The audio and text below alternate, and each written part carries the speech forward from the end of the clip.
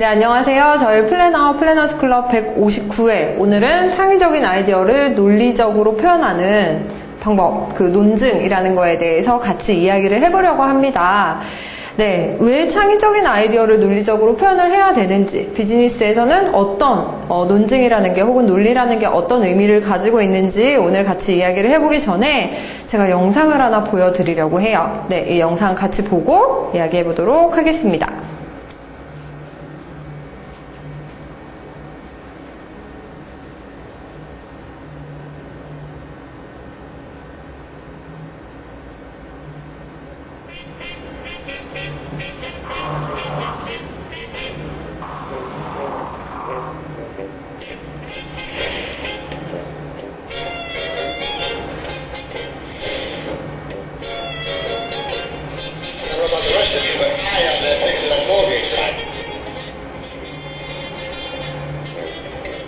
I just think he's guilty.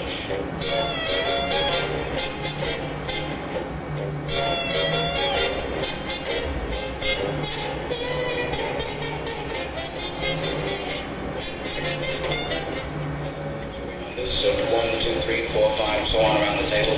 That's okay with you, gentlemen. What's the difference? I think it's reasonable to sit in order. Let it be. Which one should I? Yeah, let's we go around the clock.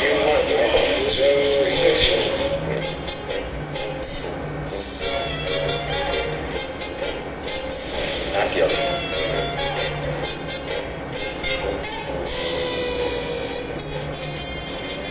But actually, those two witnesses were the entire case for the prosecution. Take a look at this knife. I bought that in a little pawn shop just 2 blocks from the boy's house. It cost $6. Knife doesn't do anything. Somebody saw the kickstander's father. What more do we need? Proposition, make the order.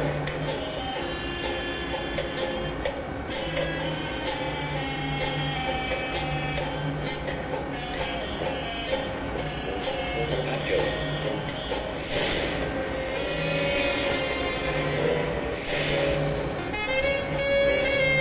Open the bedroom door, walk 43 feet down, and open the front door, all in 15 seconds. You think he could have done it?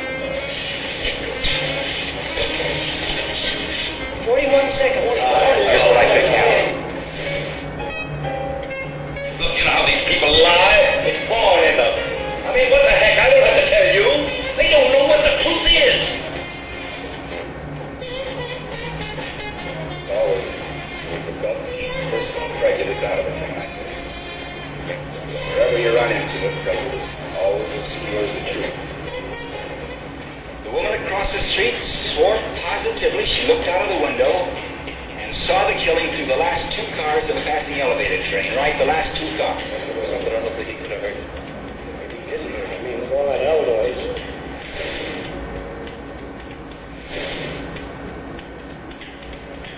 What's the matter with you guys? You all know he's guilty. He's got to burn. You're letting him slip through our fingers.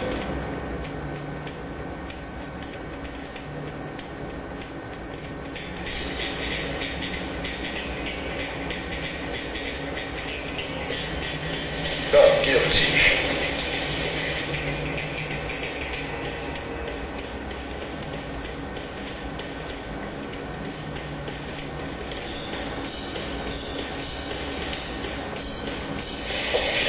Want another vote?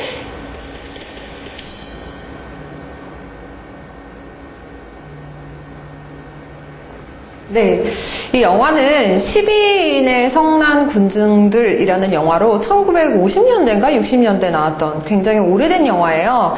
그런데 여기에서 여러분들이 보셨다시피 지금 처음 시작 자체가 이렇게 됩니다. 어떤 상황이냐면 한 소년이 아버지를 죽인 것이 밝혀졌어요. 그 혐의를 받고 있어요. 밝혀진 게 아니죠. 혐의를 갖고 있는 상황 속에서 12명의 배심원들이 그 살인 혐의에 대해서 이제 말 그대로 판정을 내려야 되는 상황입니다. 여러 가지 사건과 정황들 그리고 증거들을 가지고 그걸 바탕으로 이 소년이 정말 살인을 저질렀는지 저지르지 않았는지. 근데 여기에서 전제가 뭐냐면 우선 첫 번째로는 다수결의 원칙에 의해 다수결이라는 게 다수결의 원칙 이런 게 적용이 되지 않습니다. 무조건 100% 만장일치 12명 전원이 그러니까 유죄다 혹은 12명 전원이 무죄다라고 판결을 내야 되는 상황이었어요. 그렇기 때문에 12명 중에 단 한 명이라도 이 사람은 무죄다라고 이야기를 하면은 사형을 할 수 없는 상황이고, 단 한 명이라도 이 사람은 유죄다라고 얘기를 하면은 역시나 무죄 혐의를 벗어날 수 없는, 죄가 있다라는 혐의를 벗어날 수 없는 그런 상황에 있었던 거죠. 그리고 또 하나의 상황은 만약에 이 소년이 유죄, 즉 살인을 했다라고 판명이 나면은 소년은 다른 형벌이 아니라 무조건 사형을 처해야 되는 이 두 가지의 조건 아래에서 12명의 배심원들이 이제 여러 가지 막 협의를 하고 되게 깊숙하게 논의를 거치게 돼요. 네, 여기에서 이제 수기를 하게 됩니다. 굉장히 심사숙고하면서 그 상황에 대해 깊게 이야기를 나누게 되죠. 근데 그러면서 처음에는 11대 1로 여러분들이 보셨다시피 유죄, 즉 이 소년이 죽였다라는 게 11명의 의견이었어요. 그런데 결국에는 이제 영화에서 조금씩 판이 뒤집혀지기 시작을 하죠. 단 한 사람 때문에였습니다. 처음에 단 한 사람. 그런데 왜 그 사람이 이 소년이 죄가 없다라고 얘기를 했냐라고 얘기하지만 이 사람은 그렇게 얘기를 해요.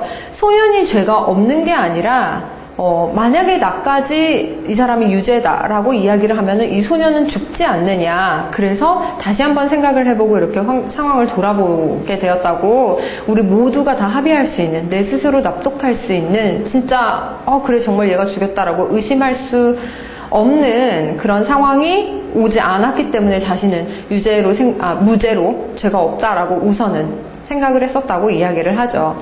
사실 우리가 이거를 무죄라는 용어를 처음 생각을 했을 때, 그러니까 우리가 일반적으로 무죄라는 단어에 대해서도 먼저 확실할 필요가 있을 것 같아요.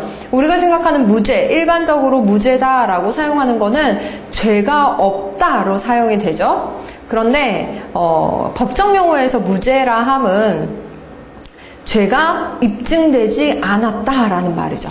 그래서 법원에서 사실 이 증명하는, 논증하는 그 입장에 있어서 가장 많이 사용되는 곳은 아무래도 법원일 거예요. 그런데 그 법원뿐만이 아니라 우리가 이제 비즈니스상에서 왜 이 논증에 대해서 반드시 알아야 되는지, 그리고 우리 일상생활 속에 이런 어떤 논리, 논증이라는 게 어떻게 사용이 되고 있는지, 우리는 알게 모르게 얼마나 수많은 오류들을 행하고 있는지 그 부분에 대해서 같이 한번 생각해보고 조금 더 이 플래너스 시간을 클럽을 통해서 조금 더 우리들의 어떤 말의 힘, 그리고 글의 힘을 좀 높일 수 있는 그런 시간을 갖기를 바랍니다.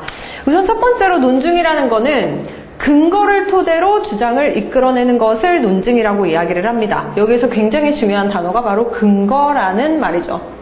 우리가 일반적으로 주장을 할 때는 많아요. 나의 의견은 이래, 나는 지금 이렇게 생각해 라고 이야기를 굉장히 많이 하지만 더 중요한 거는 왜 그렇게 생각을 하는지 근거를 토대로 주장을 이끌어내야 합니다. 예전에 JTBC의 비정상회담이라는 프로그램이 있어요. 근데 거기에서 독일에서 온 다니엘이라는 한 남자가 있는데, 그 독다니엘이 항상 이야기를 했었던 게 뭐냐면, 한 언론사랑 같이 인터뷰를 한 거를 제가 우연히 보게 됐어요. 근데 그 언론사 인터뷰에서 이렇게 이야기를 합니다. 한국인들은 왜가 부족하다라고 이야기를 하더라고요. 자기의 주장은 굉장히 강하게 어필할 수 있으나 왜 그 주장이 뒷받침되어야 되는지, 즉 근거가 굉장히 부족하다라는 거죠. 무슨 얘기냐? 논증이라는 것 자체에 우리가 굉장히 약하다고 그렇게 이야기를 하고 있었어요. 사실 우리가 칭찬을 하는 것조차도 논증을 바탕으로 했을 때는 굉장히 객관적이고 굉장히 기분 좋은 칭찬이 되거든요. 너 이쁘다 라고 얘기하는 게 아니라, 자, 어떻게 얘기를 할 때? 독서를 많이 하시는 걸 보니 분명히 박학다식할 거예요. 자, 여기에서 이게 바로 전제가 되는 거죠. 독서를 많이 하는 사람은 똑똑하다. 당신은 독서를 많이 한다. 그러니 당신은 똑똑할 것이다. 라고 이렇게 3단 문법이죠. 네, 이제 이런 걸 연역이라고 얘기를 하는데 뒤에서 그걸 같이 이야기를 하실 거고, 자, 모두가 근거를 바탕으로 이야기를 하고 있어요. 방금 하신 행동을 보면 당신은 정말 재미있는 사람인 것 같아요. 진짜 재미있는 사람이에요. 라고 이야기하는 게 아니라 근거를 이야기를 하는 거죠. 지금 이렇게 하시는 행동을 이렇게 하시는 걸 보니 정말 되게 사려 깊으신 사람인 것 같아요. 라고 얘기를 하면은 무턱대고 당신 되게 사려 깊은 사람이에요 라고 이야기를 하는 것보다 훨씬 더 이 사람이 객관적으로 칭찬을 하는구나 라고 생각을 하게 되겠죠. 평소 말하는 것을 보니 이들이 참 배려 있는 사람이야. 역시도 마찬가지죠. 네, 내가 지속적으로 관찰을 하면서 결국에는 이 사람이 이러이러한 것을 근거로 내가 주장하고자 하는, 즉 결론인 이들이 참 배려 있는 사람이다 라는 것을, 내 주장을 끌어낼 수 있게 돼요. 하다못해 이렇게 칭찬 하나도 우리가 객관적으로, 그러니까 근거를 바탕으로 논증을 통한 칭찬을 했을 때 훨씬 더 사람들이 기분 좋게 와닿게 되고 더 이렇게 공감을 할 수 있게 되는데, 우리가 일반적으로 비즈니스에서 가장 필요한 것이 사실 공감이라는 거죠. 왜 그러냐? 비즈니스는 여러분 아시다시피 어떤 프로젝트를 기획을 하고 진행을 하든지 모든 비즈니스는 사실 명분의 싸움입니다. 미생에서 되게 재밌는 장면이 나와요. 미생이라는 드라마, 혹시 그 윤태호 작가의 미생이라는 만화를 원작으로 만든, TVN에서 만든 하나의 드라마였었는데, 거기에서 이제 요르단 사업을 진행을 하게 돼요. 요르단 사업이라는 게 어떤 거냐면 중고 자동차를 이제 수출을 해야 되는 사업입니다. 영업 3팀 주인공인 장그레가 포함되어 있는 그 영업 3팀에서 요르단 사업을 진행을 하려고 하는데, 그 안에서 자기 팀원 내에 어떤 비리를 발견을 하게 돼요. 그래서 그 사람이 이렇게 백마진을 처음에는 받는다고 생각을 했는데, 그게 아니라 나중에 봤더니 자기네 지사를 차려서 거기서 이렇게 돈을 떼오고 있었던 굉장히 거대한 비리를 발견을 하게 되죠. 그래서 그 이제 회사가 완전 발칵 뒤집혀지는 사건이 오고, 뭐 여러 임원들도 조금 이렇게 피해를 보게 되고 책임을 지고 물러나야 되는 그런 어떤 내부 고발자의 역할을 맡게 되는, 그렇게 됩니다. 근데 사실 뭐 내부 고발자라는 단어가 별로 좋지 않아서 그렇지 굉장히 누군가는 했어야 할 일들을 하게 되는 거죠. 근데 그리고 나서 새해에 새로운 사업을 준비를 하면서 이 영업 3팀이 굉장히 아이러니한 게, 또 굉장히 용기 있었던 게, 자기네가 그렇게 뒤집어 놨었던 요르단 중고차 사업을 다시 하자라고 이야기를 해요. 그래서 이거를 어디에서 PT를 하게 되냐면 전 임원들을 모아두고 그분들 앞에서 이제 우리가 왜 요르단 중고차 사업을 해야 되는지에 대한 그 타당성을 이야기를 하게 됩니다. 누가 봐도 자, 요르단 사업은 사실 해야 되는 상황이지만 한 번 판이 뒤바뀌었기 때문에, 왜냐면 누군가가 그걸로 인해서 굉장히 많은 피해를 본 사람들이 있었기 때문에 어떤 누구도 손을 댈 수 없었던 상황이었어요.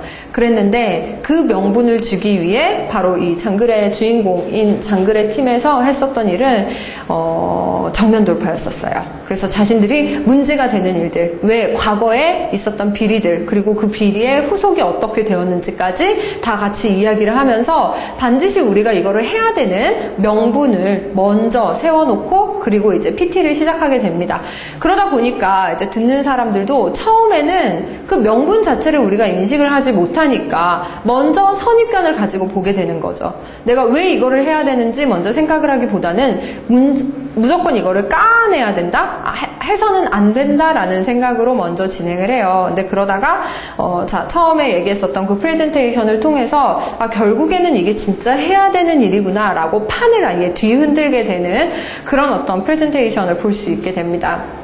근데 어쨌든 비즈니스에서는 결국에 모든 비즈니스는 무엇을, 어떤 아이디어를, 얼마나 창의적인 아이디어를 내가 논리적으로, 즉 명분 있게 풀어낼 수 있느냐라는 거에 싸움이라고 말을 해도 과언이 아니에요.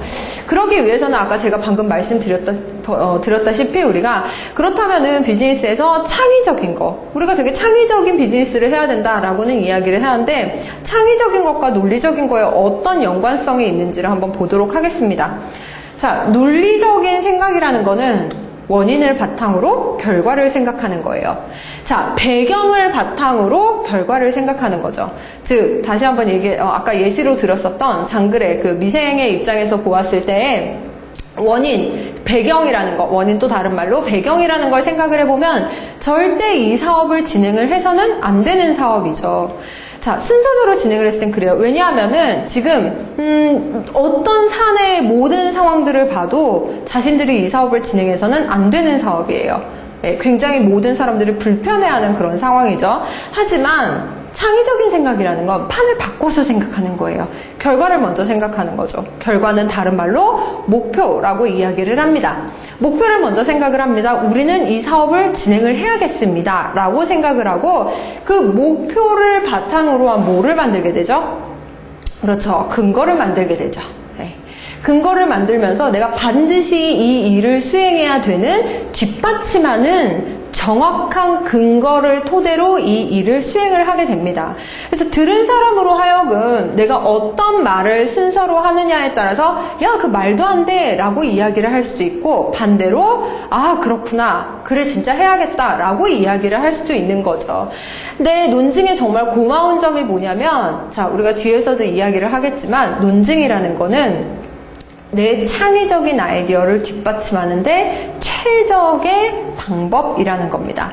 우리가 일반적으로 노력적 사고라는 거는 A부터 Z까지 순서대로 생각을 하는 거예요. 지금 현재 배경을 먼저 생각하고, 이 배경 안에서 내가 할 수 있는 거를 생각하고, 그리고 생각하고 다 이렇게 순서대로 진행을 하는 거죠. 그런데 전략적 사고라 함은 반대로 Z부터 생각을 하는 겁니다. 내가 반드시 이 일을 해야 되는 거, 그 일을 해야 되는 목표 혹은 전략을 먼저 생각한 후에 이 전략을 뒷받침하게 되는, 혹은 목표를 뒷받침하게 되는 수많은 외부 환경을 가져와서라도 이 일을 수행하게끔 만드는 거, 그게 바로 전략적 사고이죠.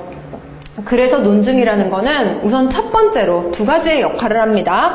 첫 번째로 어떤 견해 가운데, 여러 가지 있는 견해 가운데 어떤 견해가 가장 나은지 확인할 수 있는 역할을 합니다.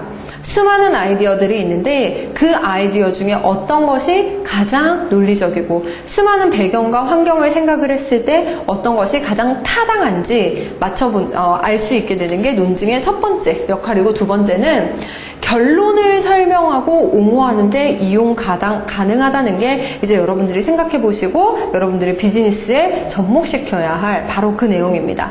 결론을 설명하고 옹호하는데 여러분들이 논증을 이용할 수 있습니다. 아까 말씀드렸다시피 논증이라는 거는 결국에 창의의 반대말이에요. 어떤 것을 먼저 생각하느냐에 따라서 여러분들이 내가 먼저 결론을 결정하고 나서 처음 논증을 생각하고 근거를 바탕으로 내 주장을 했으면 그걸 역으로 생각하면은 창의적인 게 되는 거죠. 결론을 뒷받침하기 위해서 설명하고 옹호하기 위해 이 논증을 여러분들이 활용할 수 있게 되는 겁니다. 그래서 이 논증법을 위해서는 세 가지 원칙들이 있는데, 먼저 첫 번째 원칙이 뭐냐면 전제와 결론을 구분하는 거예요. 모든 사람들이 이제 설명하는 것은 해당이 되지 않아요. 그냥 이야기하는 게 아니라 무엇인가를 주장을 할 때, 내 생각을 주장을 할 때 반드시 그 안에는 전제가 있고 결론이 있습니다.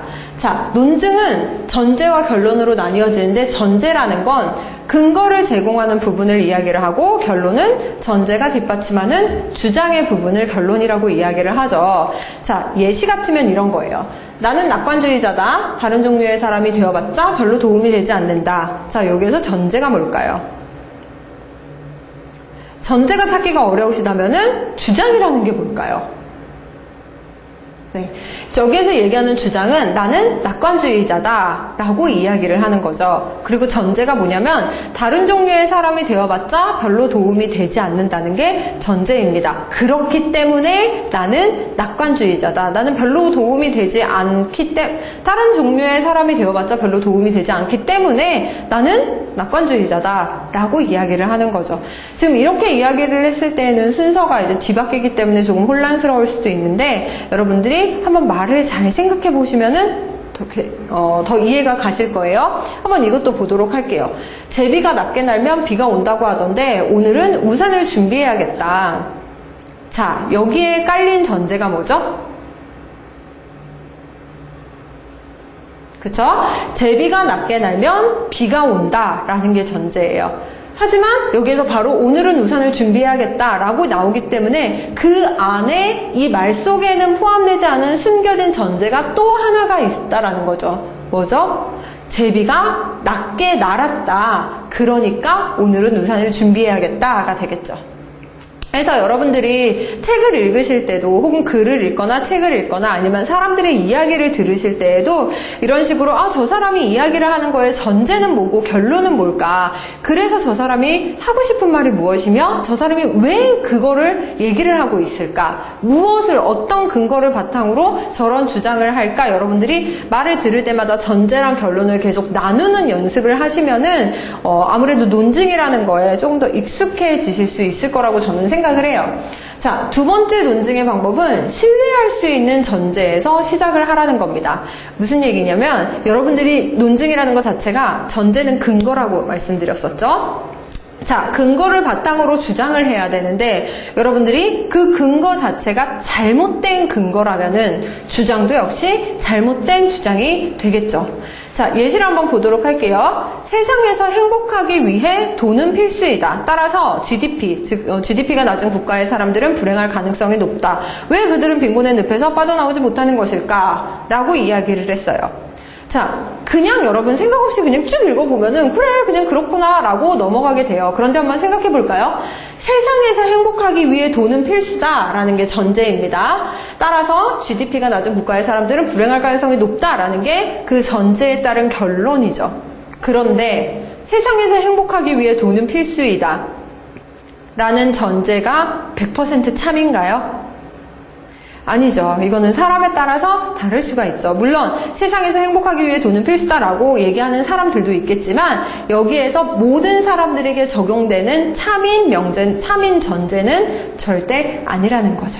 세상에서 행복하기 위해 돈은 필수이다라는 전제 자체가 잘못되었기 때문에 이 논증은 잘못된 논증이라고 이야기를 할 수 있습니다. 자, 세 번째 논증의 세 번째 원칙은 어조에 기대지 말고 실질적인 근거를 대야 한다라는 겁니다. 우리가 말을 할 때, 사람이 말을 할 때는 책을 읽을 때랑은 굉장히 달라요. 책을 읽을 때는 사람의 감정이 그 안에 들어가 있지 않습니다. 물론 어떤 단어를 선택하느냐에 따라 의도적으로 조금 더 부정적인 뉘앙스를 줄 수 있는 단어들도 물론 있어요. 물론 의도적으로 그렇게 표현한 것들도 있어요. 하지만 일반적으로 주장이라고 얘기를 했을 때 글에서는 우리가 이렇게 느낌이 없는데 말로 하게 될 때는 우리가 실질적으로 사람의 감정에 끌리게 되는 경우가 훨씬 더 많습니다. 그런데 논리라는 거는 뭐죠, 여러분? 논증이라는 거는 최대한 객관적인 입장에서 감정을 배제하고 여러분들이 바라보셔야 되는 거예요. 그렇기 때문에 어조에 기대는 것이 아니라 실질적인 근거를 대야 한다는 겁니다. 자, 예를 한번 볼까요? 한때 자랑스러웠던 새마을운동이 쇠퇴하도록 놔둔 것은 정말 불명예스러운 일이다. 한국은 지금 당장 명예를 걸고 새마을운동을 부흥시켜야 된다 라고 이야기를 했어요. 지금 전제가 한때 자랑스러웠던 새마을운동이 쇠퇴하도록 놔둔 것은 정말 불명예스러운 일이다. 결론은 지금 당장 새마을운동을 부흥시켜야 된다라는 건데, 자, 여러분 잘 한번 생각을 해볼게요. 우리 전제가 새마을운동이 쇠퇴하도록 놔둔 것 자체가 왜 불명예스러운 일인지도 모르겠고 새마을운동이 왜 쇠퇴를 했는지도 우리가 확인을 해봐야겠죠. 그리고 새마을운동이 정말 자랑스러웠나 또 한번 생각을 해봐야 될 것입니다. 그리고 한국이 지금 당장 뭐 새마을운동을 부흥시킬 때 왜 명예를 걸어야 되는지, 명예와 새마을운동에는 과연 어떠한 연관성이 있는지 그런 것도 여러분들이 한번 생각을 해보셔야겠죠. 내가 처음 이야기를 그냥 듣게 되면은 아 그래 저 사람은 그렇게 생각할 수 있겠다라고 그냥 넘어갈 수가 있어요. 하지만 우리가 오늘 자 이렇게 논증법에 대해서 이야기를 했기 때문에 저는 여러분들이 자 한 번씩 이렇게 다시 한 번씩 생각을 해보셨으면 좋겠어요. 사람들의 이야기를 들으면서도 저 사람의 이야기 안에 지금 전제는 무엇이고 결론은 무엇일까? 저 안에 있는 오류는 무엇일까? 이런 것들을 여러분들이 한번 찾아보셔야 된다라는 거죠.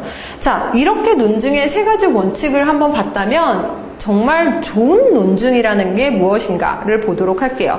첫 번째는 전제와 결론이 연관성이 있는지를 우리가 확인을 해봐야 됩니다.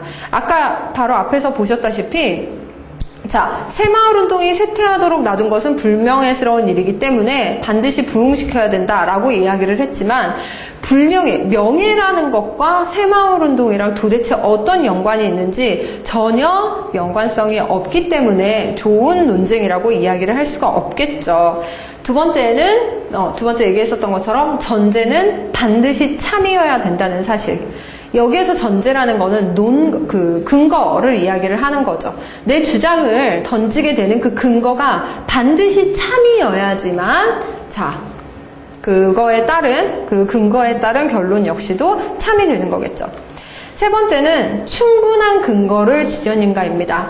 내가 어떤 근거를 얼만큼 제시를 하느냐에 따라서 결론은 만들어질 수가 있어요. 하지만 우리가 객관적으로 정말 올바른 결론을 내기 위해서는 어떤 상황을 여러분들이 모든 상황을 다 볼 수 있으셔야 된다는 겁니다.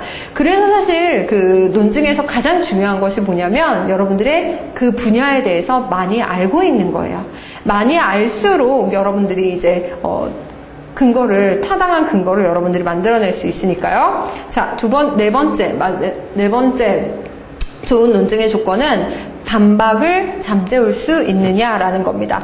특히 어떤 반박이냐면 전제에 대한 반박을 이야기를 해요. 지금 현재 내가 주장하는 것에 대해서 다른 사람들이 전제에 대해서도 혹은 결론에 대해서도 모두 다 반박을 하게 될 거예요. 그런데 나는 그 반박에 대해서 과연 반박을 생각했을 때 그거에 타당하게 얘기를 할 수 있는 그 힘을 또 가지고 있느냐, 그거를 내가 논리적으로 또 풀어낼 수 있느냐, 이게 바로 이 네 가지를 생각을 했을 때 예스라고 대답할 수 있는 거, 그게 바로 좋은 논증이라는 겁니다. 자, 우리가 논증의 방법을 생각해보면은 크게 이렇게 세 가지로 나뉘어져요. 귀납법, 연역법, 그리고 또 하나는 유비입니다. 우리가 귀납이랑 연역이라는 단어는 되게 익숙해져 있는데 유비라는 단어는 조금 낯서신 분들도 계실 거예요. 여기에서 유비라 함은 쉽게 이야기를 하자면 우리가 뭐 문학에서 사용하는 비유라고 생각하시면은 금방 이해가 되실 거예요. 그런데 자, 이 유비를 실제 논증에서 어떻게 활용하는지까지 같이 한번 보도록 하겠습니다. 자, 먼저 첫 번째 귀납논증이라는 건 어떤 것이냐? 많은 사례를 통해서 일반화된 결론을 이끌어내는 논증 방법이라는 거죠. 예를 들자면 이런 겁니다. 자, 감자튀김은 건강에 좋지 않습니다. 콜라도 건강에 좋지 않아요. 햄버거도 건강에 좋지 않습니다. 그러므로 패스트푸드는 건강에 좋지 않아요 라고 이야기를 하는 것이 자, 일반적인 귀납논증이죠. 그래서 여러분들이 수많은 책들 반대가 될 수도 있어요. 자, 패스트푸드는 건강에 좋지 않다. 왜냐하면은 이것도 감자튀김도 몸에 좋지 않고 콜라도 몸에 좋지 않고 뭐 햄버거도 몸에 좋지 않기 때문이다 라고 이야기를 하는 것 역시도 귀납논증이죠. 그래서 여러분들이 보통 일반적으로 보고 있는 어떤 마케팅 서적이라든지 이런 아이들이 자, 귀납적으로 우리가 귀납 논증에 해당이 되는 거겠죠. 왜냐하면 하나의 내 주장을 놔두고 그 주장을 뒷받침하는 여러 가지 사례들을 갖다 넣어놓기 때문입니다. 자, 예를 들자면 이런 거예요. 자, 어떤 CEO는 편협한 시각에 빠지지 않기 위해서 책을 본다고 한다. 또 어떤 CEO는 자신의 모습을 변화시키는 최선의 방법으로 독서를 꼽았다. 또 이 CEO도 독서를 통해 직원들과 같은 꿈을 꾼다고 한다. 라고 이야기를 했을 때 자, 여기에서 나오는 결론은 뭐죠?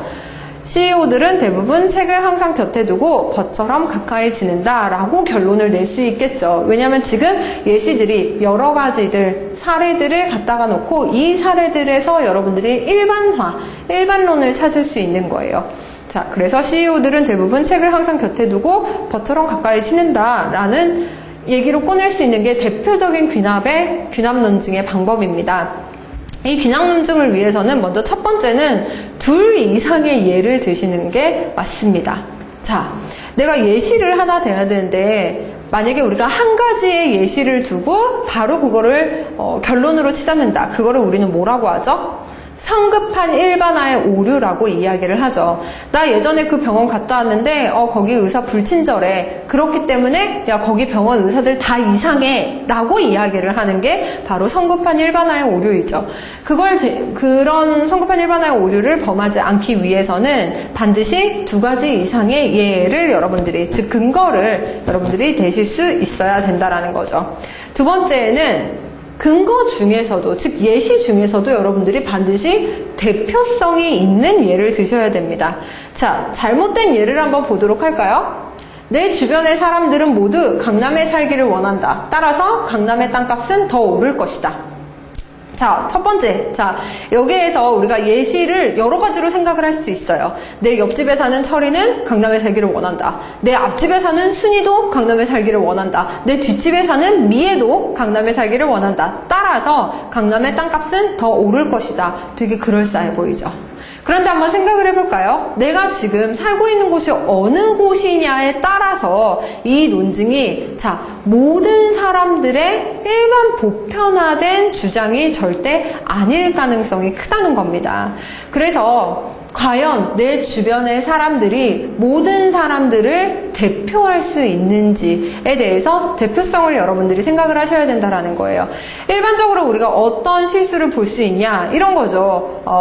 우리 보통 대통령 뽑을 때 그런 거 많이 하죠. 너 누구 어떤 사람이야? 나는 누구를 지지해. 나는 예를 들어서 A라는 사람을 지지해. 나도 B라는 사람 지지해. 맞아. A만큼 대통령이 될 사람이 없어. A가 최고인 것 같아. 그런데 A가 아니라 B가 대통령이 됐어요. 이런 경우에는 왜 그러는 거냐? 우리가 바로 잘못된 귀납 논증을 귀납 논증, 즉 성급한 일반화의 오류를 범했을 수도 있다라는 거죠. 내 주변에 같은 비슷한 성향을 가진 사람들끼리 모일 수밖에 없어요. 그렇기 때문에 남녀노 어떤 한 객관적인 결과치를 내기 위해서는 여러분들이 남녀노소를 불문하고 성별 혹은 나이 이런 거를 전혀 불문하고 사는 곳 그런 것까지 다 고려를 해서 여러분들이 어떤 결과치를, 어떤 데이터를 조사를 했을 때 그때의 올바른 근거가 된다라는 걸 생각해 보시면 되겠습니다. 그리고 두 번째, 귀납 논증을 하려면, 세 번째네요. 배경 비율이, 여기서 중요한 건 비율이에요. 비율이 굉장히 결정적일 수 있다라는 겁니다. 무슨 얘기냐? 잘못된 예를 보시면 될 거예요. 사거리에 있는 점쟁이한테 점을 쳤는데 내가 30살이 넘어야지 결혼을 할 수 있을 거라고 했다. 내가 31살인데도 아직까지 결혼하지 않은 것을 보니까 그 점쟁이 되게 용한 점쟁이다 라고 이야기를 했어요. 네, 이것도 우리가 평소에 되게 사실은 잘 듣는 말이에요. 그런데 뭐가 문제죠? 그렇죠. 이 점쟁이가 얼마나 많은 사람에게 이야기를 했으며 거기에서 과연 몇 %가 맞았는지 그 비율을 우리가 확인을 해볼 필요가 있죠. 지금 한 건 던졌는데 한 건 맞은 거에 대해서만 내가 생각을 하면서 용한 점쟁이다 라고 이야기를 하고 있는 겁니다. 그래서 귀납 논증에서 가장 많이 발생되는 것이 계속 말씀드렸지만 성급한 일반화의 오류를 가장 많이 우리가 발생을 할 수 있어요. 이 최악의 경우가 바로 이 사건이었어요. 오제이 심슨의 사건이었었죠. 오제이 심슨이라는 사람 여러분 알고 계시죠? 미국의 풋볼 선수였었는데 그때 당시에 이제 오제이 심슨이 아내를 죽였다는 살해 누명을 가지고 있었어요. 네, 혐의를 받고 있었던 상황 속에서 당시에 오제이 심슨은 흑인인데다가 아내는 백인이었기 때문에 어떤 인종 간의 그런 갈등도 조금 심화되었었고 그래서 많은 사람들에게 집중을 받고 있었던 그런 상황이었습니다. 그랬는데 여러분들이 아시다시피 오제이 심슨은 무혐의로 풀려났어요.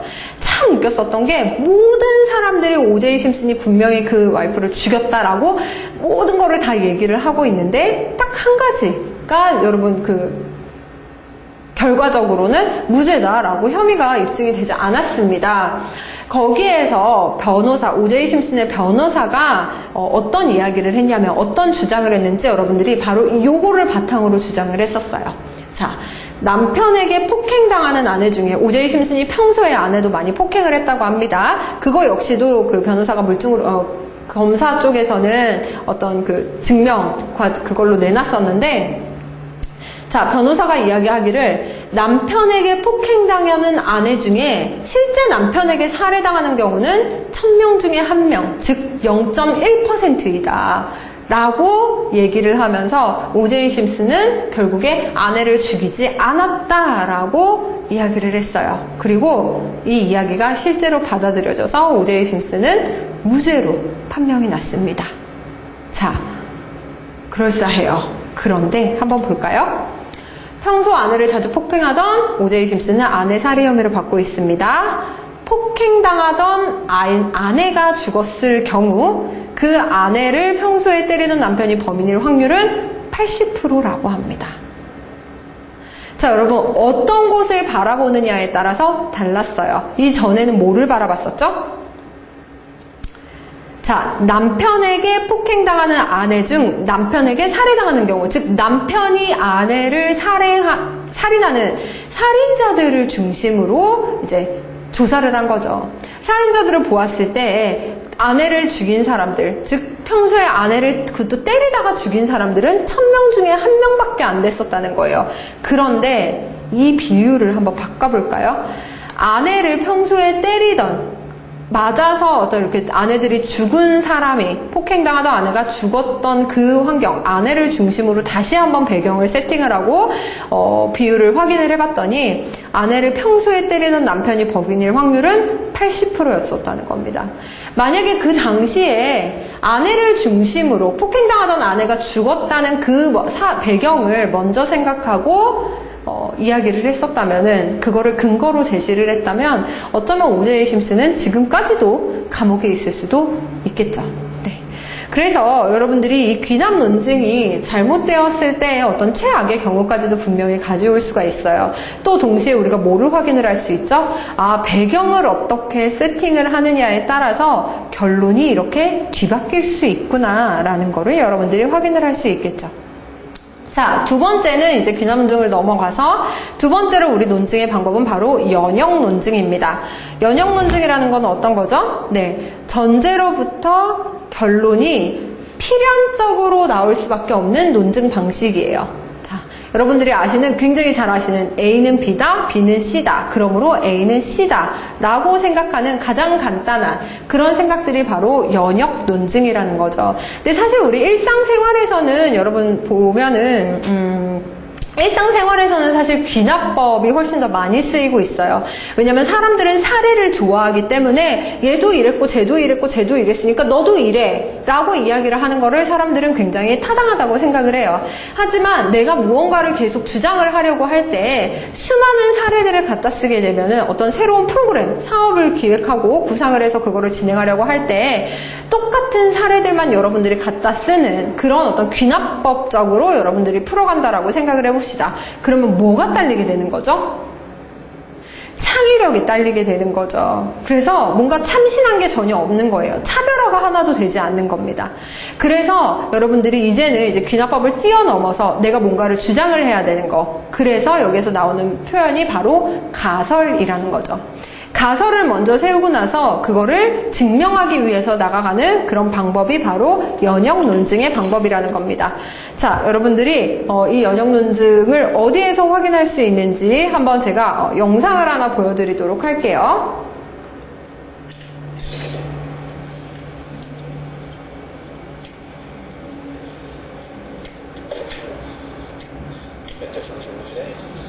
No idea. Mike, can I borrow your phone? There's no signal on mine. Well, what's wrong with the landline? I prefer to text. Sorry, it's in my coat. Here. Use mine. Oh, thank you. It's an old friend of mine, John Watson. Afghanistan or Iraq? Sorry, which was it, Afghanistan or Iraq? Afghanistan, sir. Ah, Molly, coffee, thank you. What happened to the lipstick? It wasn't working for me. Really? I thought it was a big improvement. That's too slow now. Okay. How do you feel about the violin? Sorry, what? I play the violin when I'm thinking. Sometimes I have to awkward days off. Would that bother you? Potential flatmates should know worse about each other. You told them about it? No. Then who said anything about flatmates? I did. I told Mike this morning that I must be a difficult man to find a flatmate for. And here he is, just after lunch with an old friend, clearly just home from military service in Afghanistan. How did you know about Afghanistan? A nice little place in central London. Together we ought to be able to afford it. We'll meet there tomorrow evening, 7 o'clock. Sorry, I'm going to ask you about my writing crop and poetry. Was that it? Is that what? When you just met and went and look at a flat? Problem? We don't know a thing about each other. I don't know where we meet him. I don't even know his name. I know you're an army doctor and you've been admitted home from Afghanistan. And you've got a brother who's worried about you. You'll go to the other because you're different. Simply because he's an alcoholic. Likely because he recently walked out on his wife. And I know that your therapist thinks you're no psychosomatic. Am I correctly on the train? Something to be going on with, don't you think? Name's Sherlock Holmes. The address is 221B Baker Street. Afternoon.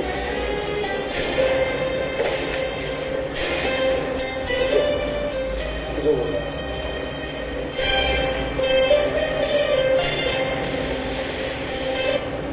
I met you for the first time yesterday. I said Afghanistan or Iraq. You looked surprised. How did you know? I didn't know. I saw. You handcuffed the way you hold yourself, says the military. In a conversation as you ended the York. So trained at bar, so army doctor, obvious. Your face is tan. With no tan above the wrists. You've been abroad and not sunbathing. It looks really bad when you walk. You don't ask for a chair and you stand like you've forgotten about it. So it's at least partly psychosomatic. That's the original circumstances of the injury were traumatic. Wounded in action, then wounded in action, sometime Afghanistan or Iraq. You said I had a therapist. With a psychosomatic limp, of course you've got a therapist. And there's your brother. It's expensive email-related MP3 player. If you're looking for a flat share, you won't waste money on this. It's a gift though. Scratch is not one. Many over time. It's been the same problem as keys and coins. And that's it. Next week we'll treat as one luxury item like this. So tell the previous owner. Next bit's easy, you know it already. The rape. Harry Watson, clearly family member who's given you his old phone. Not your father. This is a young man's gadget. Could be a cousin, but you're a war hero who can't find a place to live. What likely you've got an extended family. Certainly not one you're close to. So brother it is. My Clark. Three kisses says it's a romantic attachment. It spends the phone says wife, not girlfriend. She's been into him recently. This month is only 6 months old. Marriage in trouble, then 6 months old, he's just given it away. If she left him, he would have kept it. He would have sentiment. No, he wanted rid of it. He left her. He gave the phone to you. That says he wants you to stay in touch. You're looking for cheap accommodation, and you're not going to your brother for help. It says you've got problems with him. Maybe you liked his wife, maybe you don't like his drinking. How can you possibly know? Shot in the dark, good one though. Power connection telling you the scuff marks around the edge of it. Every night he goes to plug it in to charge, but his hands are shaking. You never see those marks on a sober man's bone, never see him drunks without them. Very, very soon you know. I was wrong. Right about what? The police don't consult amateurs. That was amazing. You think so? Of course not. Extraordinary is quite extraordinary. It's not what people normally say. What do people normally say? Piss off.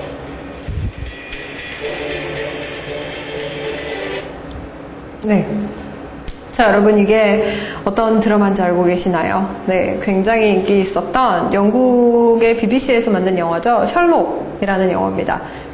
드라마죠. 드라마 이제 시즌제로 운영되고 있었던 드라마인데 여러분들이 다 아시다시피 셜록이라는 사람은 탐정이에요. 이제 여기에선 컨설팅 디텍티브라고 얘기를 하는데 결국에는 탐정이죠. 그리고 처음 셜록과 함께 활동을 하게 되는 왓슨이라는 사람을 만났을 때입니다.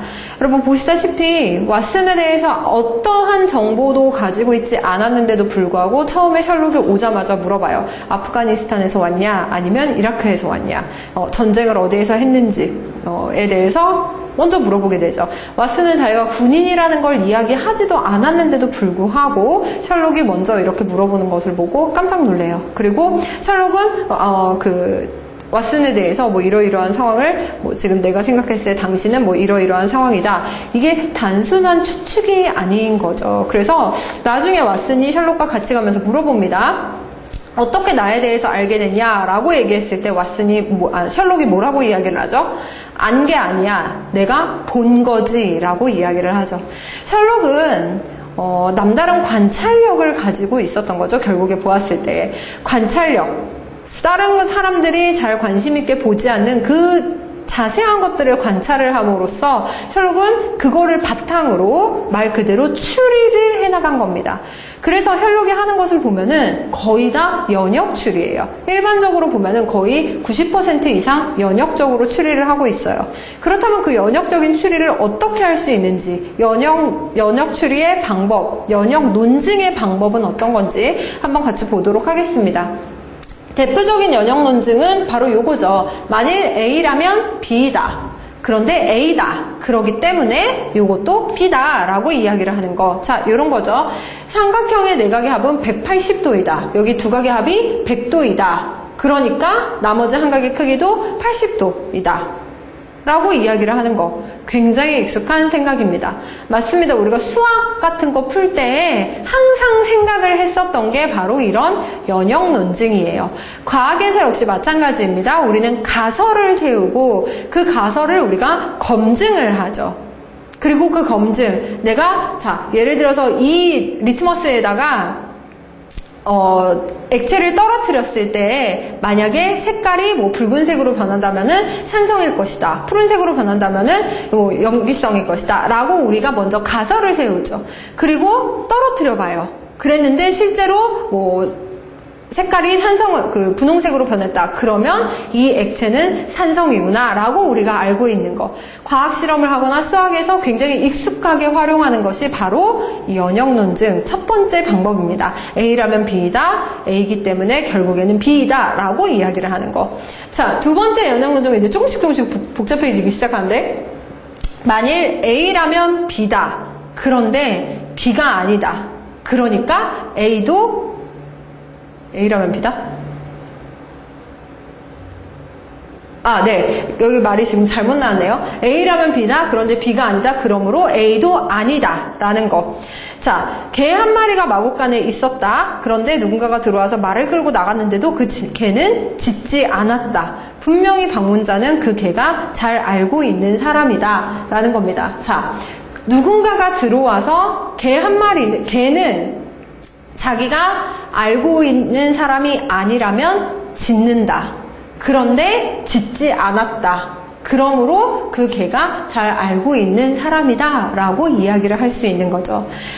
또 다른 방법이 뭐냐면 A라면 B다. 만일 B라면 C다. 그러므로 A면 C다 라는 거. 이거는 우리가 잘 알고 있는 3당 논증이라고 이야기를 하죠. 자, 다른 문화들을 연구를 한다면 당신은 인간의 관습의 다양함을 알게 될 것이다. 관습이 다양함을 깨닫게 된다면 보다 관용적이 될 것이다. 그러므로 문화들을 연구한다면 당신은 관용적이 될 것이다 라고 이야기를 할 수 있는 게 바로 연역 논증입니다. 자, 여러분들이 A면 B다, B면 C다. 이제 조금씩 근거들이 늘어나기 시작을 해요. 단순하게 A면 B다, B면 C다. 그러므로 A면 C다가 아니라 자, 3단 논법 A는 B다, B는 C다. 그러므로 A는 C다 라고 여러분들이 또 이야기를 할 수 있게 됩니다. 기본적으로 연역 논증은 이 세 가지를 바탕으로 이제 플러스 마이너스가 되게 돼요. 여기에서 어떤 딜레마라는 것도 나오게 되고 여러 가지 방식들이 나오게 되는데, 우리가 일반적으로 기억을 해야 되는 건 바로 이 세 가지 정도를 여러분들이 그것만 기억을 하시고 평소에 접목만 시킬 수 있어도 많은 도움이 되실 겁니다. 연역 논증을 하기 위해서는 먼저 첫 번째, 상관관계에서 시작이 된다는 것을 잘 기억을 하셔야 돼요. 자, 무슨 얘기냐? 3단 논법, 여기에서도 연역법을 사용을 했어요. 번개가 칠 때마다 나는 기침을 한다. 기침을 한다는 것은 날씨가 차가워진다는 것이다. 그러므로 번개는 날씨가 차가워질 거라는 징조이다. A는 B다. B는 C다. 그러므로 A는 C다. 연역 논증 맞죠? 그러나 자, 한번 볼게요. 번개랑 기침이랑 어떤 상관관계가 있냐라는 거죠. 번개와 기침은 전혀 상관이 없습니다. 둘의 상관관계가 없기 때문에 아무리 연역 논증의 방법을 활용을 한다 할지라 해도, 이 연역 논증의 방법을 통해 얘기를 한다 할지라 해도 이 논증은 잘못된 논증이라고 이야기를 할 수 있겠죠. 자, 두 번째는 전제가 참인 건전한 논증을 해야 된다는 것입니다. 여러분 계속 보시다시피 무조건 논증에서는 전제는 참이고 봐야 돼요. 참이어야지 결론 역시도 참이 될 수밖에 없다는 겁니다. 아까 우리가 처음에 이야기를, 여러분 동영상 보셨던 거, 맨 처음에 보셨던 동영상 한번 잘 떠올려 볼까요? 노인이 이야기를 했어요. 위층에서 싸우는 소리를 듣고 뛰어나가서 소년을 목격했어. 그런데 소년이 아버지를 찌르고 있었대요. 그러므로 소년이 살인범이다 라고 이야기를 했습니다. 내가 보았어요. 그렇기 때문에 살인범이라는 게 너무너무 타당한 사실인데 왜 이게 잘못된 것이냐? 노인은 다리를 절고 있었기 때문입니다. 그래서 아까 여러분 보았을 때, 자, 뛰어가서 그 아이가 그 아버지를 찌른 그 시간이 굉장히 그 짧은 찰나의 순간인데, 노인이 14m의 복도를 걸어가기까지 보기 위해서는 14초 내에 노인이 뛰어가야 돼요. 그런데 노인은 다리를 절고 있었어요. 그래서 14m의 거리를 갔더니 아무리 빨리 간더라 해도 41초의 시간이 걸린다는 겁니다. 즉 전제 자체가 잘못된 거죠. 위층에서 싸우는 소리를 듣고 뛰어나갔다는 그 전제 자체가 아예 잘못된 거라는 겁니다. 노인은 다리를 절고 있었기 때문에 그 시간대에 도착을 할 수가 없었습니다. 그렇기 때문에 소년이 아버지를 죽였는지 안 죽였는지는 모르겠지만 그거를 보았다는 것 자체가 잘못된 전제라는 거죠. 그래서 소년이 살인범이라는 결론도 잘못될 수밖에 없다라는 거를 잘못된 예를 여러분들이 보실 수 있겠습니다. 자, 그리고 연역 논증을 위해서는 개연성이 높은 설명을 추구하셔야 됩니다. 자, 왜 그러냐? 이걸 한번 보도록 할게요. 개방적인 친구들은 독서를 많이 한다. 반면에 꽉 막힌 친구들은 대부분 그렇지 않다. 결론은 독서는 개방적인 사고를 갖게 해준다는 것이다.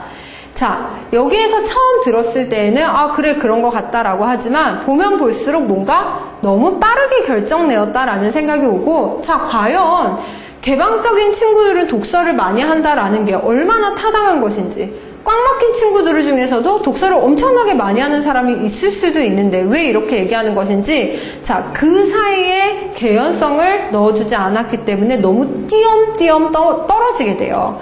개연성을 우리가 만들어 봤을 땐 이렇게 되는 겁니다. 개방적인 친구들은 독서를 많이 한다. 반면 꽉 막힌 친구들은 대부분 그렇지 않다. 독서를 더 많이 할수록 새로운 생각들, 즉 원래 자신의 생각에 덜 집착하게 해주는 생각들과 더 많이 만나게 되는 것 같다. 또한 독서는 얼마나 다양한 삶이 있을 수 있는지를 보여주기도 한다. 그러므로 독서는 개방적인 사고를 갖게 해준다는 것이 나의 결론이다 라고 이야기를 하는 것. 자, 우리가 돌다리도 너무 띄엄띄엄 있으면은 방향은 오를지 몰라도 한 번에 사람들이 알아들을 수가 없습니다. 그렇기 때문에 여러분들이 연역 논증을 위해서는 사람들이 빠르게 이해하고 따라갈 수 있도록 도를 중간중간에 넣어주시는 게 굉장히 중요해요. 그렇게 사람들이 추측하는 것이 아니라 먼저 보고 내가 이야기하는 방향대로 생각할 수 있도록 개연성을 높여주셔야 된다라는 겁니다. 자, 그리고 세 번째 논증의 방법은 뭐냐면 유비 논증이에요. 아까 말씀드렸다시피 유비 논증이라는 게 어떤 거냐? 대상의 공통점을 찾아서 결론을 내리는 논증 방식이라고 얘기를 하죠. 우리가 비유를 들 때 비유라는 건 어떤 거죠? 두 가지 사물 혹은 두 가지 내 의견에 있어서 똑같은 동일한 점을 만들어서 그거를 대입을 시키는 거를 우리가 비유라고 이야기를 하죠. 마찬가지입니다. 자, 예를 들자면 이런 거예요. 영리한 동물인 원숭이의 뇌는 아주 발달했는데 중량이 크고 복잡한 피질로 덮여 있습니다. 그런데 돌고래의 뇌도 원숭이의 뇌와 비슷하게 많은 피질을 갖고 있기 때문에 돌고래도 영리한 동물일 것입니다. 라고 주장을 하는 거. 자, A라는 참인 명제가 있고 그거랑 비슷한 A-를 생각을 하는 거죠. 그렇기 때문에 A는 뭐 결론적으로 무엇일 것이다. A-는 결론적으로 뭐 이럴 것이다. 라고 이야기를 하는 게 유비 논증인데, 우리가 이거를 일상생활에서 어떻게 생각을 하냐면, 여러분 우리가 화장품을 위해서 우리가 뭐를 하죠? 네, 동물에다가 먼저 실험을 해보죠. 마찬가지죠. 이게 결국에는 유비 논증에서 시작이 되죠. 유비 논증을 뭐 과학으로 가지고 왔을 때 접목시키는 방법이라고 여러분들이 생각을 하시면 좋을 것 같아요. 자, 인간이랑 동물이랑 분명히 다르지만 공통점을 찾는 거죠. 살아있는 생물이라는 거, 어떤 조직 세포라든지 그런 것들을 먼저 확인을 하고 나서 동물에게 했을 때, 동물 실험을 했을 때 오케이라면 사람에게도 해롭지 않을 것이다 라고 생각을 하는 거. 물론 전혀 유비 논증에 맞지 않는 경우도 있었습니다. 예를 들어서 천연두라든지 이런 것들 같은 경우에는 뭐 사람에게 특별히 반응하는 어떤 것들이 있을 수도 있으니까요. 하지만 여기에서 얘기하는 유비 논증이라는 둘 사이에 공통점을 찾아서 여러분들이 주장을 하는 거죠. 굉장히 잘된 주장이 있었어요. 자, 어떤 거였었냐면, 자, 미국의 치피와 인디언족의 추장인 애덤 노드웰이라는 사람이 주장했었던 겁니다. 나는 오늘 이탈리아 발견의 날로 선언한다. 콜럼버스는 무슨 권리로 이미 수천 년 전부터 사람들이 살아온 아메리카 대륙을 발견했다고 말했는가? 이제 나도 그와 똑같은 권리로 이탈리아에 와서 당신네 나라를 발견했음을 선언한다 라고 얘기를 해요. 자, 어떤 주장을 이야기하고 싶은지 여러분 혹시 보이나요? 1492년에 1492년에 콜럼버스가 미국 대륙을 발견을 했습니다. 발견하고 나서 미국을 신대륙이라고 이야기를 하죠. 그리고 나서 소유권을 콜럼버스, 즉 발견한 그 나라에 있다고 주장을 하기 시작을 합니다. 자, 그렇는데 이미 그 안에는 인디언이라는 원주민들이 살고 있었다는 거죠. 네. 원주민 입장에서 보았을 때 우리가 뭘 누구를 발견을 당해요. 더 웃긴 거는 자신들을 발견할 수 있는 권리도 없을 뿐더러 소유할 수 있는 권리는 더더욱 없다라는 거를 지금 비유를 통해 인격도 추장인 노드웰이 이야기를 하고 있는 겁니다. 실제로 로마의 공항에 도착을 하자마자 이렇게 이야기를 했대요. 아, 나는 오늘을 이탈리아 발견의 날로 선언을 한다. 그렇기 때문에 자, 그 콜럼버스랑 같은 권리로 당신의 나라를 발견했음을 선언을 한다 라고 이야기를 했다고 하죠. 콜럼버스의 주장이 잘못되었다라는 것을 바로 이 유비 논증을 통해서 역으로 이야기를 하고 있는 것입니다. 자, 이런 식으로 여러분들이 유비 논증을 잘 활용을 하면은 굉장히 지혜롭게 사용을 할 수가 있어요. 사람들의 기분을 이렇게 직선적으로 던지는 것이 유비 논증은 아니기 때문에 사람들의 기분을 잘 표현을 하면서 우리가 여러분들이 굉장히 비유를 통해서 설명하는 것처럼 논증을 잘 풀어나갈 수 있는 방법이 바로 이 유비 논증이라는 겁니다. 근데 그러기 위해서는 연관성이 있는 유사 사례를 여러분들이 먼저 생각을 하셔야 돼요. 자, 잘못된 예를 한번 보도록 할게요. 사람들은 자기 차에 대해서는 아무 불평 없이 몇 달마다 한 번씩 정기적으로 서비스와 점검을 받는다. 자기 몸은 왜 이같이 돌보지 말아야 하는가? 라고 이야기를 해요. 자, 한번 볼까요? 차랑 사람을 지금 동일하게 생각을 했습니다. 자, 서비스와 점검을 받기 위해서는 사람과 차를 동일하게 먼저 생각을 하고 접근을 해야 되는데 차의 서비스라는 거는 뭘까요? 네. 사람들은 차는 시간이 지나면은 오일도 엔진 오일도 갈아야 되고 바꿔야 되죠. 바꿔야 되고 어떤 기관도 잘못됐으면은 타이어도 갈아줘야 돼요. 그런데 우리는 가만히 생각을 해봤을 때 우리 피가 안 좋다고 해서 여러분 피를 싹 빼놓고 나서 새로 채워 넣을 수 있나요? 네, 지금 팔이 별로 좋지 않아요. 상태가 좋지 않아요. 그러니까 타이어 갈듯이 팔을 자르고 나서 새로운 서비스를 받으실 수 있나요? 없습니다. 그렇기 때문에 지금 여기에서 이 이야기를 보았을 때 아, 그래, 맞는 말이다 라고 생각을 할 수도 있지만 여기에서 사람과 차에 대해서 서비스는 실질적으로 공통점이 없다라고 얘기를 할 수 있어요. 그래서 이거는 반쪽짜리 유비 논증이라고 이야기를 할 수 있어요. 자동차를 지속적으로 점검을 받는 거는 또 사람이 점검을 받는 것, 계속적으로 어떤 검진을 받는 것은 맞습니다. 그러나 서비스적인 측면에서는 잘못된 유비 논증이라고 이야기를 할 수 있는 거죠. 자, 유비 논증을 하기 위해서 두 번째로는 숨어있는 원리가 옳은지 판단을 해야 되는 겁니다. 유비 논증은 굉장히 찾기 마련이라고 생각을 할 수 있어요. 코에 걸면 코걸이, 귀에 걸면 귀걸이. 자, 그래서 하늘과 바다는 똑같다. 어떻게? 둘 다 파란색이니까. 이런 식으로 내가 마음대로 계속 집어넣을 수 있기 때문에 이 사이에 숨어있는 원리, 직접적으로 원리가 되는 것이 무엇이며 그것이 과연 옳은지를 판단을 해야 되는데 잘못된 예를 보면 요거예요. 자, 매연에는 담배 연기 못지않게 자동차, 매연에는 담배 연기 못지않게 유해물질이 포함되어 있습니다. 그런데 자동차가 매연을 내뿜는다고 해서 자동차를 없애자는 주장은 말도 안 된다. 마찬가지로 담배 연기를 내뿜는다고 길거리에서 담배를 못 피우게 하는 것은 말이 되지 않는다. 되게 그럴싸해 보여요. 그렇죠? 네. 같아 보이기 때문이에요. 매연이랑 그 담배 연기랑 같다라고 생각을 하기 때문이죠. 결과적으로 보았을 때 모두 다 유해물질을 내뿜는 어떤 그 역할을 하고 있다라는 것은 맞습니다. 그런데 왜 이 논증을 하는지를 한번 생각을 해볼게요. 왜 담배를 피지 말라고 하는 거죠? 숨어있는 원리가 뭐죠? 그쵸? 타인에게 피해를 주고 건강에 해롭기 때문이죠. 그런데 자동차 매연은 필요악입니다.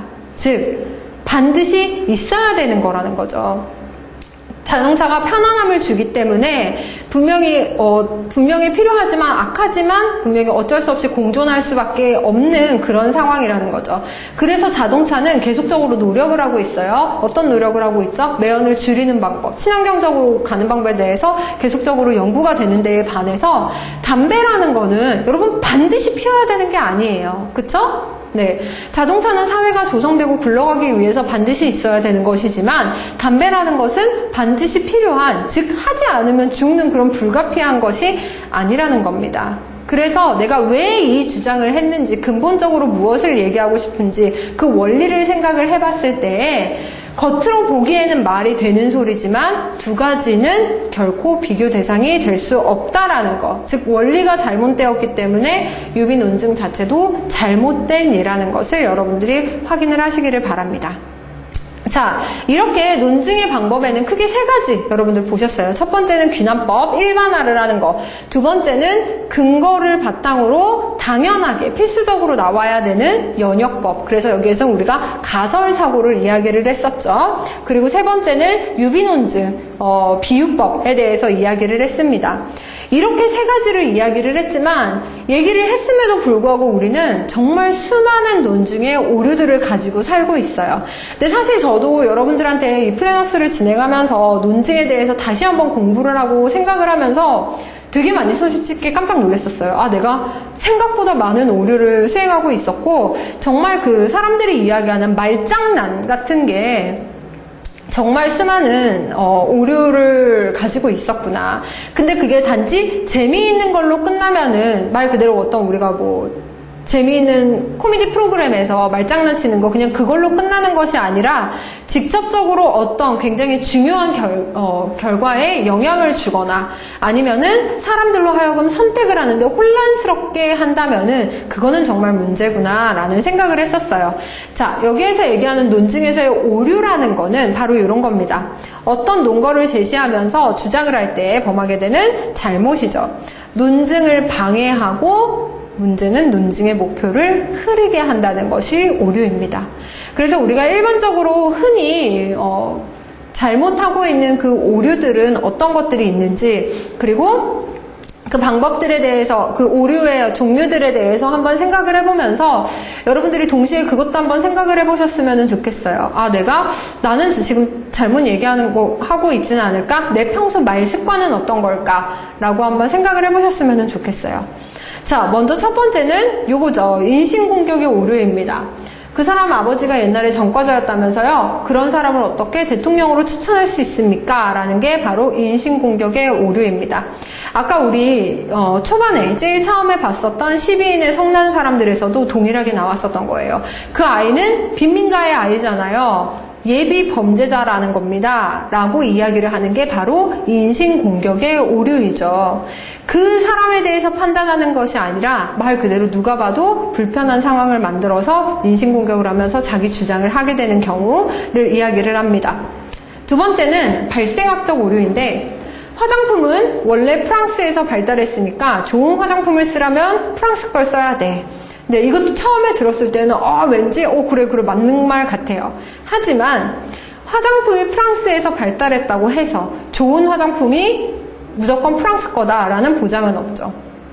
내가 처음에 자동차가 미국에서 헬리코드가 먼저 시작을 했기 때문에 자동차는 무조건 미국 거를 써야 돼 라는 것도 바로 이 발생학적 오류를 범하고 있는 상황이라는 겁니다. 네. 광양에는 밤이 유명하니까 밤은 무조건 광양 거를 먹어야 돼 라는 거 역시도 발생학적 오류를 가지고 있는 거죠. 처음 시작을 했다고 해서 무조건 그것이 최고의 것이라고 생각하는 게 바로 발생학적 오류입니다. 그래서 우리가 제품을 선택할 때를 여러분들이 한번 잘 생각을 해볼게요. 내가 그 제품이 역시 이거라면 요거지, 백색가전이면 어디지 라고 생각을 했기 때문에 내가 그거를 먼저 선택을 하게 된다면 여러분들은 이 발생학적 오류에서 허우덕거리고 계신다라는 걸 기억을 하시기를 바랍니다. 자, 부적합한 권위에 호소하는 오류도 있어요. 연주를 하기 전에 오렌지 주스를 마시면 떨리지 않는다고 피아노 선생님이 그랬어. 자, 연주를 하는 데 있어서는 피아노 선생님이 내 연주를 잘 가르쳐 주시기 때문에 그 선생님의 권위에 기대어서 자기의 주장을 하고 있는 거죠. 하지만 우리가 그래서 일반적으로 전문가의 견해를 굉장히 많이 물어봐요. 그래서 실질적으로 어떤 데이터를 작성을 하거나 근거를 제시를 할 때 뭐 유명한 학자인 혹은 이 분야의 연구가인 누가 얘기를 하기를 뭐 이런 식으로 전문가에 대해서 많이 이야기를 합니다. 그런데 우리가 정말 잘 실수하는 것이 뭐냐면 이런 거예요. A에 대해서 전문가인 사람이 그 사람은 A에 대해서만 전문가라는 것을 우리는 기억을 해야 돼요. A에 대해서 전문가인 사람이 단지 이름이 있다고 해서 B와 C와 D에도 모두 전문가는 절대 아니라는 겁니다. 근데 우리는 착각을 하는 경우가 많죠. 네, A의 전문가이기 때문에 A의 수장이니까 B에도 그 사람이 결정하는 게 맞고 D도 결정하는 것이 맞다라고 생각하는 오류를 범할 수가 있어요. 그런 게 바로 부적합한 권위에 호소하는 오류라는 걸 기억하시면 좋겠습니다. 자, 감정에 호소하는 오류는 이제 커서는 잘 안 하는 거예요. 하지만 은근히 우리가 많이 하고 있는 거. 제가 컨닝을 한 이유는 병중에 계신 어머니께 효도하고 싶었기 때문입니다. 라고 이야기를 하는 거. 그래서 용서해달라고 이야기하는 거. 예를 들어서 여러분들이 회사에서 승진을 하는데 미생에서도 이런 장면이 나와요. 네, 지금 저희 회사 물품 준비 어떻게 되고 있냐? 그러니까 우리 딸이 사실은 교통사고가 났어 라고 이야기를 하죠. 이게 바로 감정에 호소하는 대표적인 오류인 거죠. 딸의 교통사고가 난 거랑 자 여러분 실질적으로 물건이 준비가 제때 시간에 맞춰서 준비가 되지 않은 거랑은 별개의 일이에요. 그런데 자신의 감정에 호소를 하는 거죠. 내가 지금 우리 딸이 이런 상황이 이러니까 당신이 좀 봐줘 라고 감정에 호소하는 그런 오류를 범한다는 거. 하지만 많은 사람들이 좋은 게 좋은 거지 라고 하면서 이 오류에 알면서도 넘어가 주는 경우도 굉장히 많습니다. 자, 또 하나는 군중 심리에 호소하는 오류죠. 그런 아이를, 그 아이는 국민 여동생이라고 불리는 배우야. 그런 아이를 싫어한다는 건 말도 안 돼. 라는 거. 자, 실질적으로 모든 사람이 좋아하는 사람이 있어요. 예를 들자면 이런 경우죠. 지금 우리 JTBC의 손석희 같은 경우에는 김재동이 한번 그런 이야기를 했다고 하죠. 세상에서, 절대 건들지 않아야 되는 부분이 바로 이제 손석희랑 유재석이라는 인물이다라고 이야기를 했다고 합니다. 자, 그런데 예를 들어서 손석희가 틀렸다라고 어떤 근거를 가지고 주장을 하는데 자기는 손석희가 이런 부분에 있어서 잘못했다고 생각을 한다라고 주장을 하는데 모든 사람들이 손석희를 좋아하는데 손석희가 어떻게 틀렸다고 이야기를 할 수 있어? 라고 이야기를 하는 게 바로 군중심리에 호소하는 오류가 된다라는 거죠. 모든 사람이 오케이 한다고 해서 당신까지도 손석희를 오케이 할 필요는 없다라는 걸 알고 계시면 되겠고요. 자, 의도 확대 오류라는 거는 이거 되게 재밌는 거예요. 우리가 평소에 잘 하고 있는 거죠. 자, 자네는 왜 보충 수업을 희망하지 않았는가? 학생이 이야기합니다. 자유롭게 제가 하고 싶은 공부를 하는 게 낫다고 생각을 해요. 그러니까 선생님이 이야기를 하는 게 그럼 자네는 대학 진학을 포기하겠다는 말인가? 라고 이야기를 합니다. 자, 보충 수업을 안 한다고 해서 공부를 아예 안 한다는 것인가요? 아니죠. 보충 수업을 안 한다고 해서 대학 진학을 아예 포기하는 건가요? 아니죠. 이 학생은 공부가 아닌 다른 거를 통해서 대학을 갈 수도 있는 거고 여러 가지 방법들이 있을 거예요. 근데 이 선생님이 생각하기에는 의도를 다분히 의도적으로 확대를 하고 있죠. 보충 수업을 희망하지 않는다는 것은 공부를 하지 않겠다는 거고 공부를 하지 않겠다는 거는 지금 대학 진학을 포기한다라는 것이다 라고 지금 의도를 확대해서 해석하고 있다라는 것. 그래서 이제 그럴 때에는 또 이야기를 하겠죠. 이제 대학 진학을 포기하는 것과 공부를 안 하는 것에는 분명히 차이가 있다라고 생각합니다라고 자신의 의견을 이야기를 하는 사람들은 조금 더 논증에 대해서 알고 있는 사람들이겠죠. 자, 피장파장의 오류도 있습니다. 이거는 굉장히 약간 인신공격 같은 그런 오류예요. 아예 말을 원천적으로 봉쇄해버리는 거. 왜 이렇게 과속을 하고 있어요? 조심해서 운전하세요. 라고 얘기를 했더니 너나 잘하세요. 지난번에 속도 위반 딱지를 뗀 사람이 누구시더라? 라고 이야기를 하면서 자, 지금 뭐를 이야기하고 있죠? 말의 자격에 대해서 이야기를 합니다. 당신은 그런 말을 할 자격이 없어 라고 이야기를 하면서 자신의 잘못을 돌리고 있는 상황인 거죠. 자신의 주장을, 그 상대방의 주장을 아예 처음부터 묵인시켜버리는 그런 오류를 범하고 있습니다.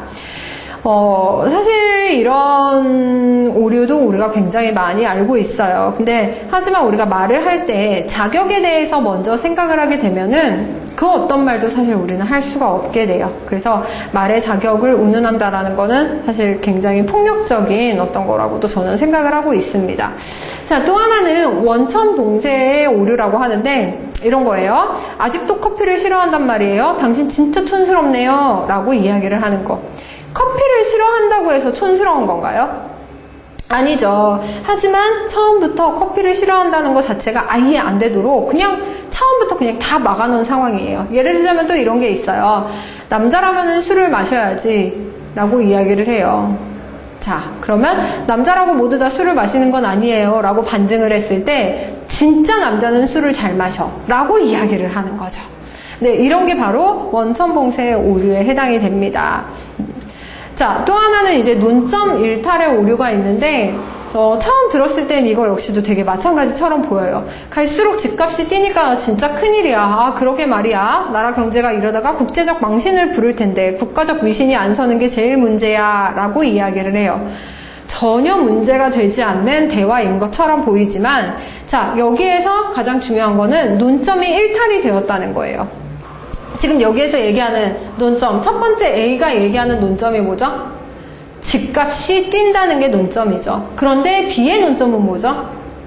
국가적 위신에 대해서 이야기를 하고 있습니다. 이야기를 하고 있는데 논점이 일탈이 된 거예요. 즉 다른 얘기로 바로 돌려진 상황을 이야기를 하죠. 그래서 우리가 대화를 할 때 논점에서 벗어나지 않기 위해서 어떻게 대화를 해야 되는지 혹시나 논점 일탈의 오류를 범하고 있지는 않은지 생각을 해보셔야 되고요. 대표적인 게 이제 오류 중에 가장 우리가 많이 알고 있는 오류가 바로 요거죠. 성급한 일반화의 오류. 그 사람 2번이나 약속에 늦었네. 그 사람 내 회사 물건은 쓰지 말아야겠어. 이거는 굉장히 감정적인 거예요. 약속이 늦었다고 해서 물건이 품질이 좋지 않으리라는 보장이 없는데도 불구하고 자, 약속이 늦었기 때문에 물건은 쓰지 않아야 돼. 혹은 그 사람 2번이나 약속이 늦었네. 그 사람 맨날 늦는 지각쟁이구나 라고 생각하는 거. 그런 것들이 어떤 성급한 일반화의 오류에 해당되는 거죠. 잘못된 인과관계의 오류 같은 경우에는 전혀 개연성이 없는 것들을 이야기를 해요. 우리가 보통 미신이라고 얘기하는 거. 시합날에 빨간 양말을 신으면 진다라는 어떤 징크스 같은 거. 우리가 보통 이거를 경험상으로 많이 이야기를 해요. 그래서 징크스라는 단어를 표현을 하기도 하는데 사실 논증 방법에서 생각을 했을 때 논리적으로 생각을 했을 때에는 엄연하게 잘못된 인과관계의 오류라는 거죠. 시합날에 빨간 양말과 진다라는 건 전혀 관계가 없습니다. 그런데 우리가 관계를 맺어서 그냥 징크스로 하나를 만든다는 것도 하나의 오류가 된다라는 겁니다. 네, 또 하나의 오류는 자, 무지에 호소하는 오류입니다. 자, 예를 들면 이런 거예요. 우리가 귀신 이야기할 때 너 귀신이 없다는 증거 있어? 없지. 그러니까 귀신은 있는 거야. 라고 이야기를 하는 거. 자, 이런 게 바로 무지에 호소하는 오류인데 그 식령 사진이 가짜라는 증거를 대봐. 못하지? 그러니까 그 사진은 진짜야 라고 이야기를 하는 게 바로 무지, 모르는 것에 호소하는 오류입니다. 자, 우리가 보통 언론에서 이런 일들이 많이 실제로 일어나는데 예를 들자면 이런 거예요. 언제나 주장을 하는 사람이 그 주장을 입증해야 된다는 법칙이 있습니다. 그게 바로 입증 책임의 법칙인데 많은 언론들 중에, 물론 안 그런 경우도 굉장히 많지만, 언론인들 중에 그런 사람들이 있어요. 먼저 던져요. 자, 내 생각을 먼저 던져요. 떡밥이라고 이야기를 하죠. 떡밥을 던지면은, 이제 그 주장에 대한 책임은 누가 지게 되냐? 그 말에 해당된 어떤 연예인이라든지 정치인이 나는 그러지 않았다라는 거를 지금 증명을 해야 되는 상황이 되게 돼요. 오히려 거기에 대응을 하지 않으면 상관이 없는데 대응을 하면서 쉽게 얘기해서 말리게 되는 거죠. 그런 상황들이 바로 무지에 호소하는 오류를 굉장히 많이 범하고 있는 그런 수많은 사례들에 해당이 됩니다. 그래서 이런 우리가 일반적으로 그냥 잘 얘기하는 건데 절대 이래서는 안 된다는 거. 또 입증 책임은 원래 주장한 사람에게 있어요. 그래서 내가 먼저 주장을 했으면 그 주장에 따른 근거 역시도 내가 제공을 해야 된다라는 거. 그래서 내가 예를 들어서 A는 B야 라고 주장을 했어요. 그랬는데 사람이 왜 A는 B야? 라고 질문을 했을 때 왜 A가 B가 아니면 안 되는데? 왜 안 되는데? 라고 질문을 하는 거는 내 주장에 따른 근거를 제시하지 못했기 때문에 절대 해서는 안 된다라는 거. 그런 것들을 기억하시면 되고요. 순환논증의 오류라는 거는 이런 거죠. 선생님, 수면제를 먹으면 왜 잠이 오지요? 잠이 오게 하는 것이 수면제의 효능이니까요. 말장난하는 것 같죠? 이거 역시도 순환논증의 오류입니다. 자, A는 결국에 결론과 전제가 계속 반복되어서 순환되어서 얘기를 하고 있기 때문에 자체가 오류라는 거를 기억하시면 되고요. 복합 질문의 오류인 거는 이거예요. 당신 그 훔친 돈 모두 유흥비에 탕진했지? 전 최근에 유흥업소에도 근처에도 간 적이 없어요. 이것 봐라. 그렇다면 돈을 훔치긴 훔쳤다는 말이군. 자, 이게 무슨 얘기냐? 자, 당신 그 훔친 돈 모두 유흥비에 탕진했지? 라고 두 가지 질문을 던졌어요. 돈을 훔쳤지? 유흥비에 탕진했지? 그렇기 때문에 용의자는 유흥업소 근처에도 간 적이 없어요. 그렇기 때문에 돈을 훔친 적도 없어요도 물론 포함이 되어 있겠지만 이 경찰은 그게 아니라 그래? 그렇다면 돈을 훔치긴 훔쳤다는 말이네 라고 주장을 하게 되는 거. 자, 굉장히 답답할 것 같은 이런 질문의 오류 역시도 주장의 어떤 논증의 오류에 해당이 된다라는 걸 기억하시면 되겠습니다. 근데 여러분 지금 오류들을 쭉 보셨는데 생각보다 우리가 평소에 많이 저지르고 있는 오류들이 많아요. 그쵸? 콘서트 같은 개그 콘서트 같은 그런 프로그램에서 뿐만이 아니라 평소에도 우리가 알게 모르게 저지르고 있던 그 수많은 오류들을 여러분들이 보셨을 거예요. 그래서 저는 이 플래너스를 준비를 하면서 나야말로 과연 나는 얼마나 논리적인 사람인지에 대해서 다시 한번 생각을 해보게 됐습니다. 그리고 어떻게 하면은 내가 조금 더 논리적인 사람이 되면서 또 이렇게 평소에 이야기를 할 때 생각을 할 때 논증이라는 거를 바탕으로 생각을 할 수 있을까라고 고민을 해봤더니 결론으로 난 것은 참 많이 생각하면서 말해야겠다라는 거였어요. 우리가 생각 없이 이야기를 하는 경우가 되게 많은 것 같아요. 그래서 잘못하다가는 말을 하는 사람들의 그 오류에도 굉장히 넘어가기 쉬울 것 같고 또 반대로 나 역시도 그런 오류를 범할 수 있을 것 같아요. 네, 또 하나의 오류는 애매어의 오류입니다. 자, 뚱뚱한 형돈이와 홍철이가 경주를 한다라는 건데 자, 여기에서 말을 실제로 애매하지 않게 바꾸기 위해선 어떻게 해야 되죠? 뚱뚱한 형돈이가 홍철이와 경주를 한다라고 바꾸든지 아니면 뚱뚱한 형돈이와 뚱뚱한 홍철이가 경주를 한다라고 말을 바꿔야겠죠. 이런 식으로 우리가 표현을 했을 때 굉장히 말 자체가 애매해지기 때문에 무엇을 주장하고 있는지, 무엇을 이야기하고자 하는지 확실하게 표현을 해야 되는 표현을 해야 된다라는 거 기억하시면 되겠고요. 강조의 오류는 이런 거예요. 아버지가 언제 돌아가실지 모르는데 효도해야지. 그랬더니 얘기를 하는 게 아버지가 언제 돌아가실지 알면 효도 안 해도 돼요? 라는 거. 이것도 우리 말장난하는 사람들이 어떤 학생들이 이렇게 말대꾸할 때 굉장히 한 대 때려주고 싶게 얘기하는 그런 거죠. 자, 여기에서 강조하는 게 뭐죠? 효도를 하라는 거에 A에서는 효도를 하라는 거에 강조를 두고 있어요. 효도해야지. 결론은 효도해야지인데 B는 지금 뭐에다 포인트를 두고 있죠? 언제 돌아가시는 거에 대해다가 포인트를 두고 있죠. 그래서 내가 이렇게 강조를 하는 거를 말을 돌려가면서 말장난식으로 그런 하고 있는 것은 강조의 오류를 범하고 있다라는 걸 기억을 하시면 됩니다. 그래서 이런 걸 알면 이제 여러분들이 누군가가 이런 식으로 받아쳤을 때 지금 강조의 오류를 범하고 있습니다 라고 여러분들이 이야기를 해줄 수가 있겠죠. 네, 그런 방식으로 여러분들이 이제 오류들을 한번 생각을 해보시면 되고요. 자, 이 논증에서 사실 제일 잘하는 방법은 들음인 것 같아요. 네. 들음이라는 결론을 저는 한번 생각을 해보게 되었습니다. 논증이라는 거는 여러분들이 누군가가 주장을 할 때에 그 근거로 무엇을 이야기를 하고 주장을 하는지를 생각하는 것 뿐만이 아니라 나 역시도 내가 뭔가를 주장을 할 때에 먼저 주장을 하기 위해서는 알아야 된다라고 했었죠. 그 안다라는 거는 결국에는 내가 듣는 것, 상대방이 주는 정보, 내가 가지고 있는 수많은 소스들에서 오는 그 정보에서 시작이 된다라고 저는 생각을 하게 됐어요.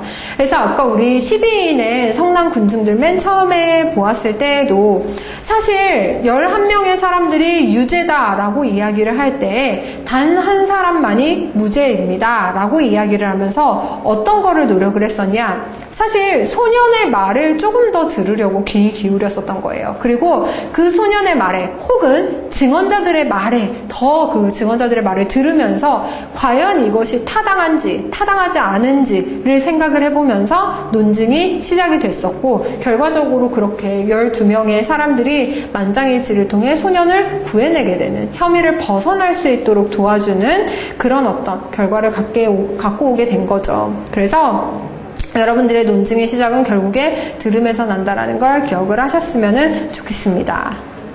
네. 자, 오늘 논증의 기술은 여기까지 제가 드릴 수 있는 말씀이었었고요. 자, 어쨌든 말씀드렸듯이 저 역시도 조금 더 논증법적으로 접근을 할 수 있는 그런 강사가 되도록 노력을 한번 해보도록 할게요. 자, 다음은 우리 회사의 숨겨진 매출을 올리는 마케팅 홍보 글쓰기에 대해서 강시정 강사님이 플래너스 진행하도록 하겠습니다. 네, 수고 많으셨습니다.